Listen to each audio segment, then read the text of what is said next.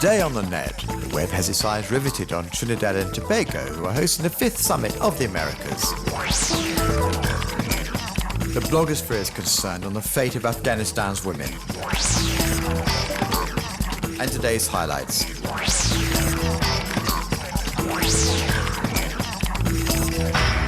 The 5th Summit of the Americas kicked off in Trinidad and Tobago. On the program is the world economic crisis and the Cuban question, despite the fact that Havana has not been invited. An event that is arousing interest in the blogosphere, and discussions between the region's leaders will be followed carefully by local bloggers. This man, for example, has published photos of ceremonies organized in preparation for the summit. Many net users like this man expect the Latin American leaders to ask Barack Obama to lift the American embargo on Cuba, implemented 47 years ago. This French net user feels that this event is the occasion Barack Obama has been waiting for to renew talks with South America, a friendship that was damaged by his predecessor. But this Guyanese blogger is worried that participants will be more concerned with meeting the US president than with tackling the financial crisis. The web recounts the fate of Afghan women the day after a protest which saw conflict between supporters and opponents of a new law, which supporters hope would legalize marital rape for the country's Shiite minority.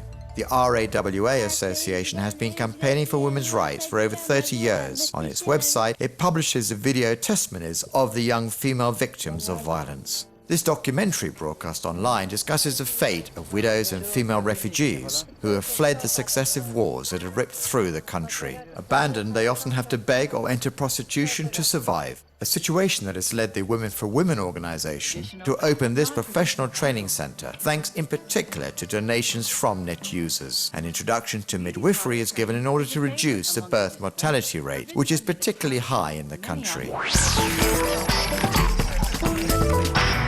Which is LA's most fashionable eatery? The answer can be found on Twitter, where you can locate the parking space of the Kogi van. Specializing in Korean-style tacos, the owner uses a microblogging platform to create the buzz around his traveling eatery and attract customers.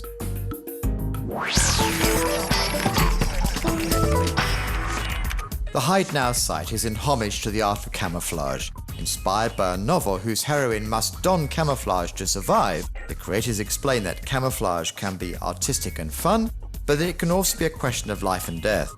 They give advice to net users on how to blend in with the decor and invite them to send in photos.